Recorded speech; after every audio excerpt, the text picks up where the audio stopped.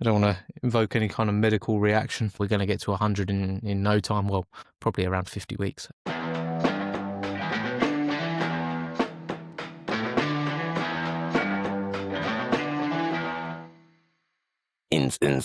Episode 50. Welcome everyone. I never thought I'd get here. You probably listened and thought he'll never get to episode 50. And here we are. Here we are with flashing lights, hair that has been in a hat all day, and I'm going to stop the flashing lights now because I don't want to invoke any kind of medical reaction. There we go. Let's put this light on. It is indeed episode 50 of the Birdie Golf Club podcast, and I thought I'd do a little something different today. For those of you that have been along for the ride, and those that may be joining, might be your first time here. Thank you so much for listening to me in your ear holes. It really is, or watching. If you're on YouTube or Spotify, you might be watching, but it really is amazing. I honestly never ever saw the podcast get into episode 50, if I'm honest. Like, I tried to just take it one step at a time, but there's been plenty of times along the way where you feel like stopping.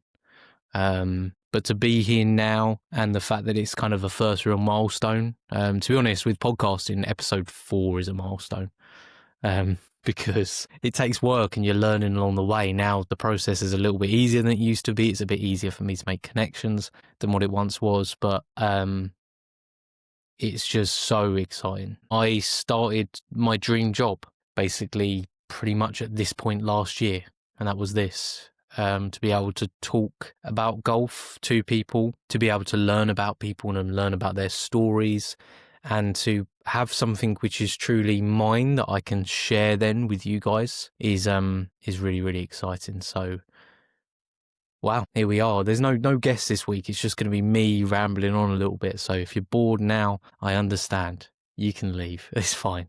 I totally get it. You've done enough. You've listened, and I appreciate it. But if not, then stay tuned, because I'm going to talk a little bit more about the process of how this podcast is made, what it takes, and maybe some of my highlights from the year as well. Like I said, if it is your first time here, make sure if you're on YouTube, hit that subscribe button, hit that bell notification so you don't miss an episode of the podcast. And if you're on Spotify or Apple Podcasts, then make sure you hit that follow button. And if you can, leave a 5-star review. If you want to leave less than a 5-star review, I'd maybe ask you don't leave it, just for selfish purposes. And equally, if you're enjoying the podcast, please share it with your friends and with your family. It means a lot to me, the feedback I get, and that people are enjoying it. And actually, one of the funny ones is they enjoy these little, solo podcasts, which is cool. I guess that takes me to my first point, is that I know what it's like. If you're listening to this podcast, and I always envisioned it being somebody at work listening to this podcast, because that's what I do. My regular job is that I'm a window cleaner. I have been for basically 20 years, and it's a very lonely thing, let me assure you. And there's plenty of other jobs around the world that people do that are maybe lonelier, or of the same level of loneliness, and it can be really difficult sometimes to get through a day. And to be honest, podcasts have been a huge addition to my life, really, because they've enabled me to feel like I'm not alone when I'm sort of doing my job, which has given me so much. Like, my secular job has given me so much, but at the same time, it can be pretty soul destroying doing the same pretty monotonous task over and over again. And to be able to get through your day a little bit quicker by listening to people having a conversation about something that you're interested in, or something new, or just feeling like you're a fly on the wall of a conversation, can be huge. Can be huge for your mental health, really. And that's not something I thought I'd ever really admit to. I was brought up in a very traditional sort of 90s family where, mental health was never really discussed. And I think I still carry that with me now, where I have a feeling of, what's the best way of putting it? Sort of not believing it in some way, which I hope resonates with some people. Otherwise, I'm just going to seem really cruel. But that's kind of how life was. Mental health wasn't really taken that seriously. But you can see, without somebody to talk to or something to listen to, or feeling like you're part of some kind of community in a sense, when you're going about your day-to-day activities, that people really struggle. So I know that podcasts have definitely helped me with just passing the time, as part of it, but also then having something to look forward to in your day whilst you go about whichever job, or whether you're going to do the shopping and watching all the prices going up and feeling pretty devastated about that every single week, or whether you're going for a walk and this is something that you need to help you focus on, supporting your physical health. Maybe you're at the gym, whatever it may be. It's really amazing to have you listen to this podcast. And right now it is a small community, but if that can grow and that can be organic and not forced, then that's a really lovely thing. And the idea of my silly words and the guests that I have on and everything like that being a positive in someone's life is incredibly powerful. So, episode 50, here we are, but trust me, we're not going anywhere. We're going to get to 100 in no time. Well, probably around 50 weeks. But we're going to get there, and it's going to be amazing. And I didn't know whether to really celebrate episode 50, if I was honest. Like it's a milestone, but it's one I almost didn't want to recognize because it's never been about a number. It's just been about being consistent. And on a personal note, I'm just really happy that the podcast has stayed consistent. We all know the world of golf is not consistent, and your golf game is definitely not consistent. So having this as a constant that I was dedicated to, and has definitely improved my willingness to get tasks done, I think it's been huge. And also I understand a little bit better now because, with window cleaning, it's quite easy in many ways. And maybe I'm not looking at that in the right way, but it's quite easy to start around, get around and go from there. And then just keep it up. It's not too difficult a task, and it's all I've ever known. But going into this, which was a bit of an unknown for me, was scary. But I always had in my head that I just wanted to start, and I knew if I started that I could then grind and get it done. And don't get me wrong, it has not been a grind really. There's been moments when it comes to like editing and social media, which is a whole other facet of this thing which I hadn't really accounted for. That there can be moments where it's difficult, but the actual podcast in itself, I assure every single one of you listening, I love talking to every single one of the guests that I've had on. There's been some standout guests, of course, but the stories that have come from it and the moments and the sort of, the camaraderie as well that goes on in the golf world, being able to reach out to these people, check in, see how they're doing, and equally the same back has been incredibly rewarding. So for that, I'm very, very thankful. Yeah, I'm trying to think of other things that I wanted to say really to sort of wrap a bow on this episode 50. I guess probably one of the best ways is I was looking up some quotes which maybe just applied.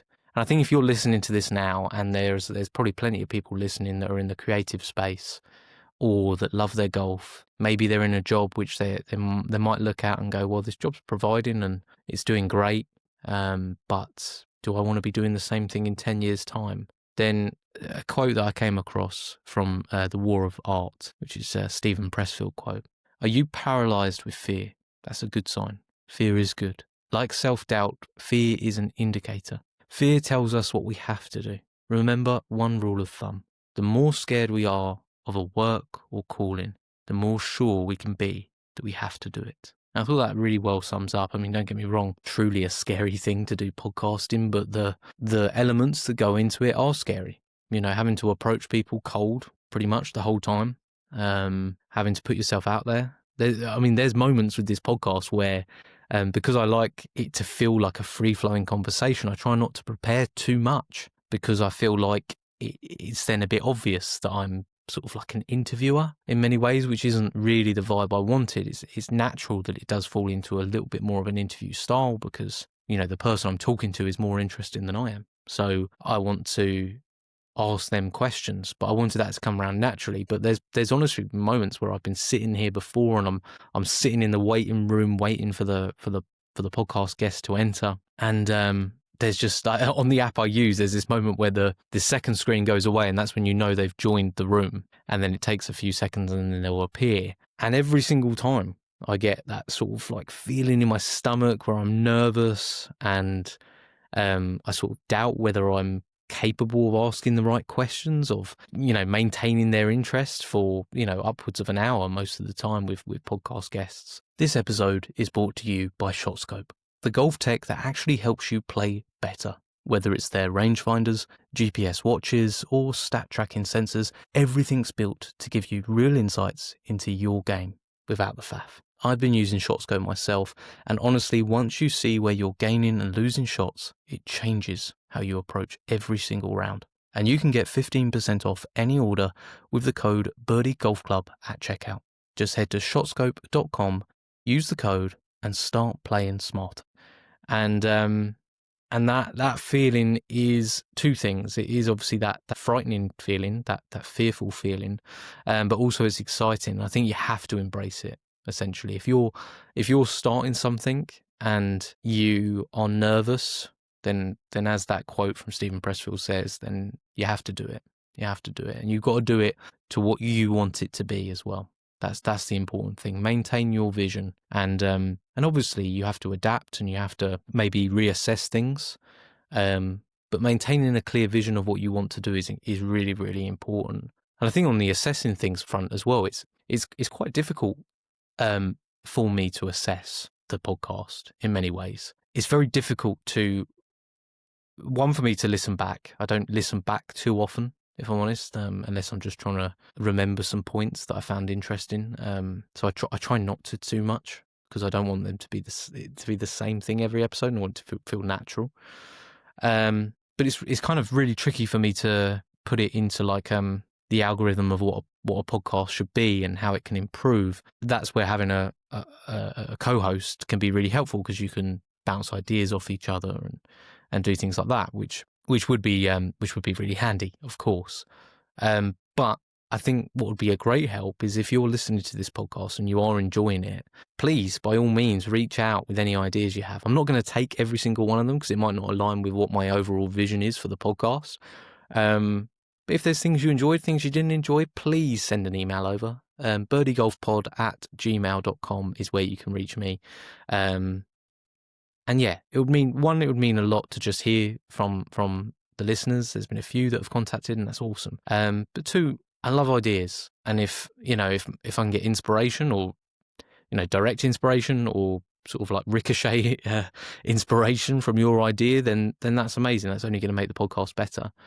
But that's quite a daunting thing about doing something alone, is that, am I just putting something out that no one's interested in? So to see the follower count go up week on week, to see the listener count steadily increase over the months has been really amazing, really amazing. I'm trying to think now of just some of the highlights of the podcast as well, throughout the time, and I'm going to miss people out, and I'm really sorry, but I'm trying to just do it on the spot here, because I wanted to not have like a huge section of notes. Obviously the most listened to episode of the podcast so far was the episode with Scott Fawcett, and that was a real moment for the podcast. I believe that was episode 23. So bear in mind, at that point we've done 4 months of podcasting at that point, and to suddenly have someone of Scott's caliber join the podcast, and somebody that's as renowned in the world of golf as Scott is with the Decade System, that was incredibly nerve-wracking. I couldn't believe that Scott replied, to be honest, to little old me, and also I couldn't believe how gracious he was with his time as well. I mean, we talked for over an hour, and he was so great with it. I asked him questions which I'd seen maybe in other podcasts that he wasn't as comfortable answering. Scott focuses mainly on the professional side of the game. So when it comes to the amateur side of the game, it's just not really, not that it's not in his wheelhouse, but it's just not really something he's that bothered about, when it comes to the Decade System. But he still answered the questions, and he gave great tips. And literally the week after that those tips led me to break 80 for the first time. I broke 80 playing alternate shot, which I think is probably a greater achievement. It was me, I was playing off 12 at the time, and my playing partner was playing off 16, 17, I believe, at the time. And we broke 80 playing alternate shot, and I hit some great shots, kept it very decade about how I was doing thing. And then the next morning, went out, broke 80 on my own ball, shot 78. And, it's no coincidence that after speaking to a mind like Scott Fawcett and how brutal Scott can be as well sometimes with the way he puts things, but it's brilliant. It breaks golf down into a very simple way of looking at things and a humble way of looking at things as well. So I mean, Scott was fantastic, and I definitely would love to have Scott back on. I did talk to him about coming back on actually, and he was open to coming back on the podcast. It's just the subject matter wasn't. He put it very simply. It's just not that interesting, and that was about the Ryder Cup, And again, Scott being very honest, and it turned out he was kind of right in his assessment anyway. It just wasn't that interesting a subject when it came to the stats and things like that. So we'd love to have Scott back on at some point. But that was a real standout moment to me. I can't forget, obviously, one of the first guests I had on that wasn't just part of my friendship group was Ali Marr, who started Club 36. Talk about somebody who is personifying that quote from War of Art. Ali had literally, he's got a young kid, busy guy with work and everything like that as well. He started the Bearded Golfers YouTube channel, and then also decides to start Club 36 Collective, clothing brand. And he's doing all this, he has a partner that helps him with it as well, but a lot of the work himself as well on that, Ali. And, to talk to someone that literally is diving in the deep end. I'm giving up my time doing this podcast. That's really one of the main contributions that it takes to start a podcast is time. If you've got the equipment, which I fortunately already had, then it is just time. Ali's putting so much more into it, and to see the success of, I believe Club 36 sold out at one point, and now it's a restock in its first year. That's incredible. To do that and to make a success of it, and to see where it goes next is going to be really interesting. And Ali was a great guest. Again, was the first guest also to put trust in me, not just from the podcast point of view, but also sending through apparel for me to promote through Instagram and things like that, and to do reviews of. And that was a whole other side of things, which was really exciting as well, the idea of that. I mean, we're all little kids at the end of the day, and to receive something through the door is always exciting. We all get excited when the Amazon guy turns up. And in the same way, I'm now very fortunate to be very excited by people trusting in me to provide reviews, to work as partners, ambassadors, whatever it may be. So yeah, huge shout out to Ali, because he was the first. Club 36 and him were the first ones to really show a lot of faith in the podcast, which was huge. Obviously, as well, at this point, probably worth addressing the fact that this podcast started as a totally different thing. It was me and my friend Ben that were just going to sit down and talk about golf every week. To be honest, we used to sit down with a glass of whiskey or two, and my head thanks me for for Ben stopping doing the podcast. If I'm totally honest, I do wake up a little bit fresher on a Tuesday morning now. But that was also a really fun time of the podcast. So fun. I remember now with these cold nights drawing in, and obviously I'm a bit wrapped up today in the booth. I remember the first time we recorded and coming out, and it was pitch black. I think we recorded like 10:30 at night. The moon was out, it was freezing cold, and I got in here and I was just so excited, like trembling with excitement about starting this thing. And we had a great conversation. We had so much fun. We recorded 3 episodes, I believe, of the podcast together before, completely fair enough, Ben realised it just didn't fit in with his schedule. It wasn't quite working out. So he couldn't carry on. But such fond memories of doing that with him. And Ben will, I'm sure, come back on the podcast at some point, and we'll have a good chat. But it was such an exciting time. And obviously when Ben couldn't do it anymore and things, there's 2 things that massively changed there. One, then you're by yourself, which we've spoken about before, the difficulties of that. And And two, obviously the format of the podcast completely changes as well, because now it's not just, cool, I've got someone I can lean on and we can just chat. We can just sit down and talk and shoot from the hip, and, you know, it's safe, it's easy, he's a mate of mine, that's fine. Then it becomes, okay, I've got to find people to talk to. People that, one, interest me selfishly as well, because you want to look forward to a conversation, but two, that have value to an audience as well, and that people can learn from, and people that are interested in talking to me as the flip side of that as well, which there's been plenty who aren't, which is also completely understandable. That was a big moment, and the podcast could have stopped, to be honest, right then. I believe I had 3 episodes with Ben that we'd recorded, and there was also an episode with Chris, who now does the Halfway Hut podcast. Chris has done great with that. Chris and Mark are doing an amazing job with the Halfway Hut. They've set up a fantastic podcast there, and it's working brilliantly. And Chris was a great guest on this podcast as well. We were able to talk about golf. Again, that was nice and easy. He's a mate of mine. Pretty simple equation. It's going to be nice and simple to talk to someone like that. So I believe there was like 4 episodes at that point in the chamber, like ready to go, because I'd pre-recorded as of like October last year, ready for release in January. And to be totally honest with you, that could have been a moment where I just sort of went, I tried, you know. It didn't work out. It is what it is. But, you know, we'll release the 4 episodes. You know, they'll probably get low view rates because no one's really interested. And then that will give me a reason to stop. That could have been my mindset, to be honest. And it, you know, being frank, it was close to it at times.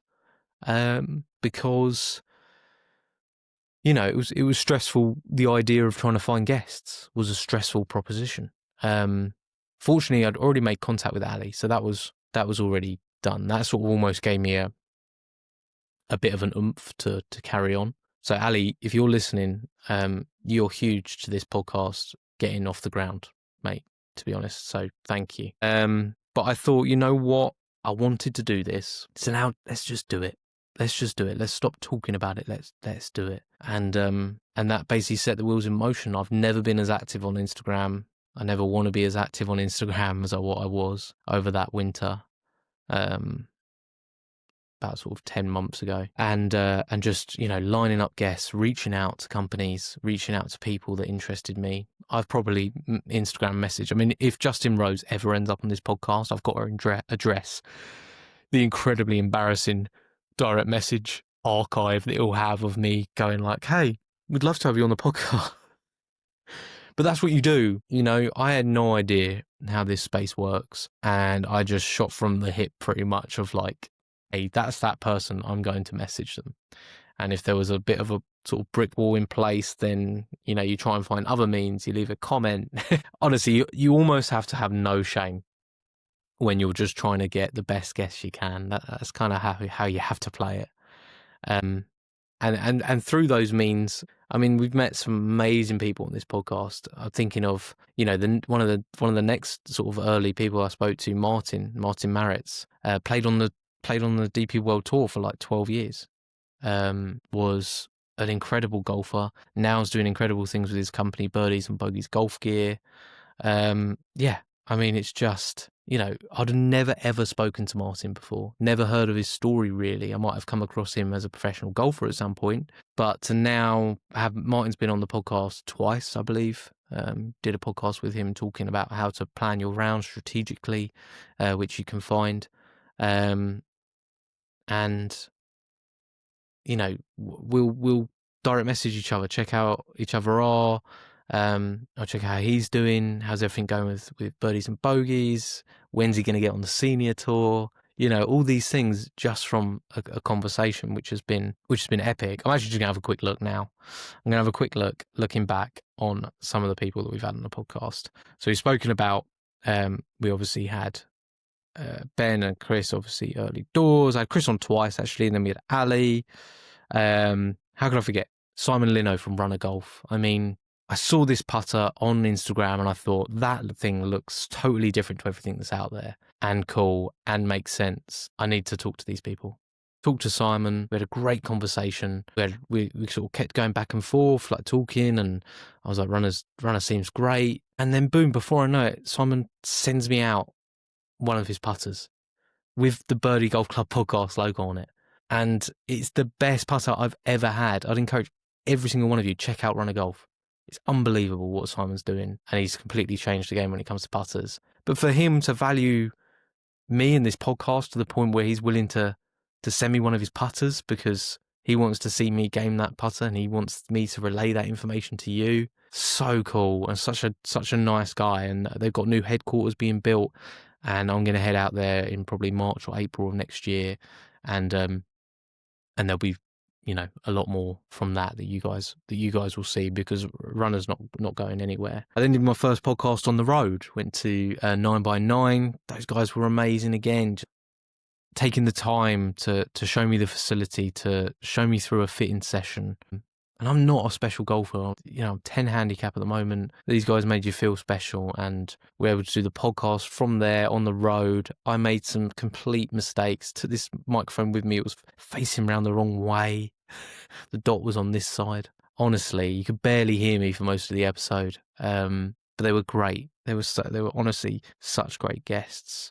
We've had some just unbelievable people. Michael Halpin from Low Chaser, you know, a guy again putting it out there. He wanted to make these golf grips. He's doing it all off his own back with a full-time job, works in the evenings. Show support for these people. These people are the backbone of golf, honestly. So Low Chaser Golf, head over and check him out. The guys from Speed Sticks were awesome as well. Learned so much from them about how to gain some speed.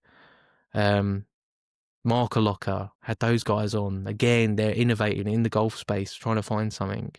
And then obviously we went Lance Reader, Krank Golf. What a year Krank have had. I mean, you've seen John Daly now repping Krank, some repping Krank.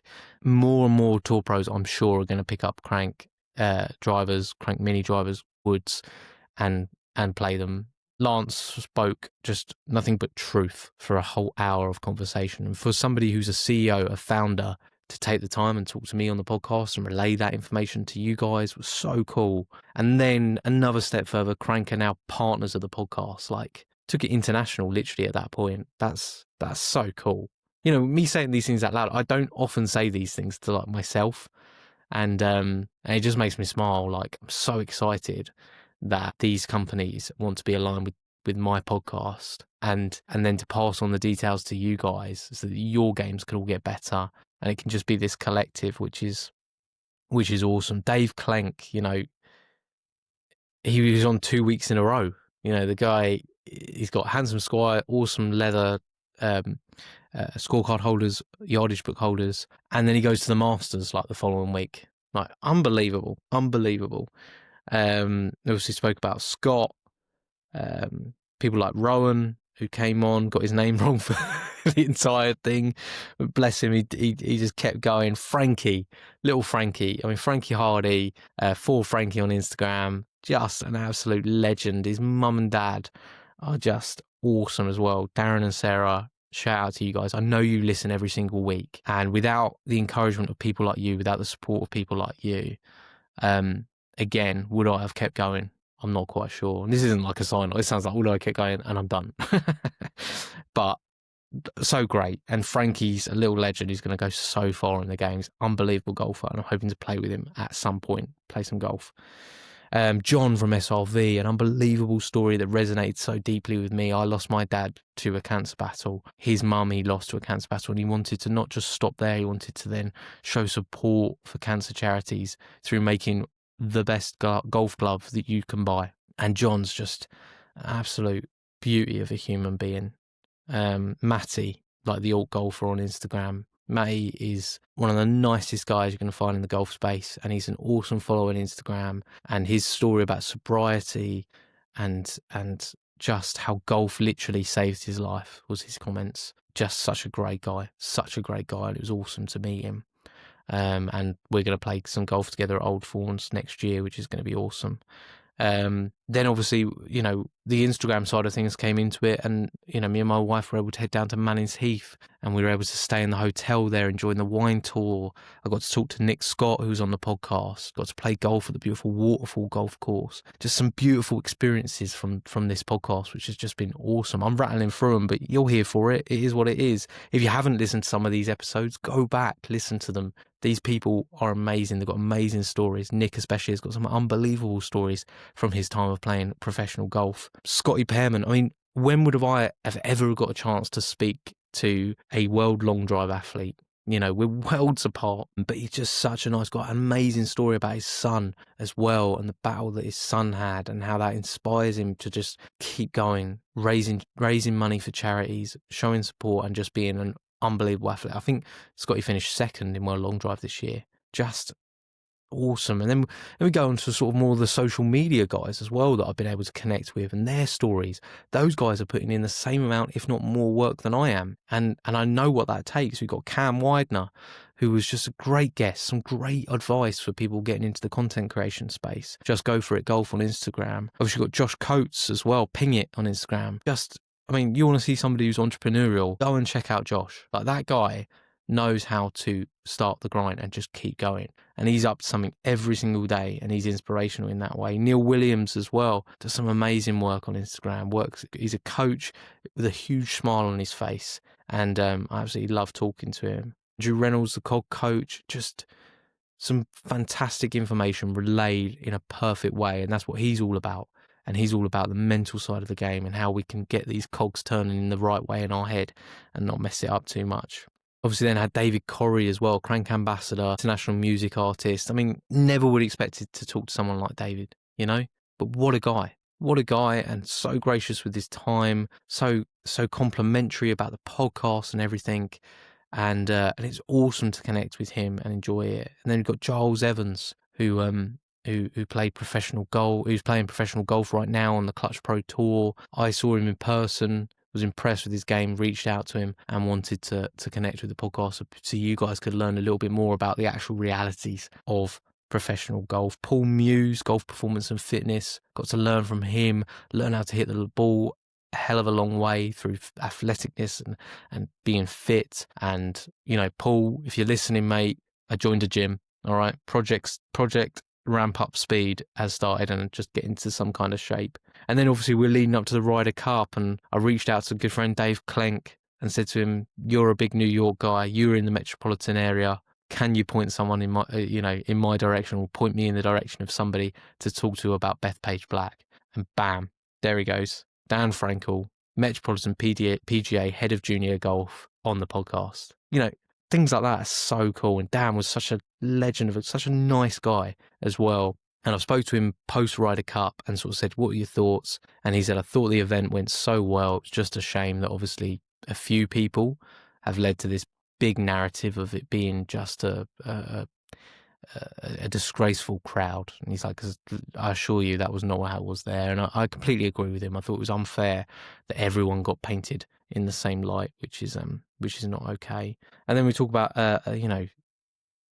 Isaac as well. Isaac, who's doing amazing work in Uganda to bring the game to people. I heard him on the Foreplay podcast, and I was like, I've got to talk to this guy. And him giving me the time to talk to me was awesome as well. Then we move on to another channel partner, ShotScope, and we've got Jen Saxton on the podcast, an unbelievable female golfer who is she's all about stats. She's a ShotScope through and through, and it was so cool to partner with ShotScope, to have Jen on, and the future guests that are going to be on because of that ShotScope partnership are really exciting as well. So, we're getting towards the end. Lee Brennan. Lee is such a lovely guy. He's given me some amazing tips as an entrepreneurial man himself, and just one of the nicest guys that you're going to meet in the golfing social media space, and he's really just going for it. Check him out at LA Golf Channel. And then last week with Fraser, somebody that I get to speak to a little bit more often, being the head pro at my local golf club,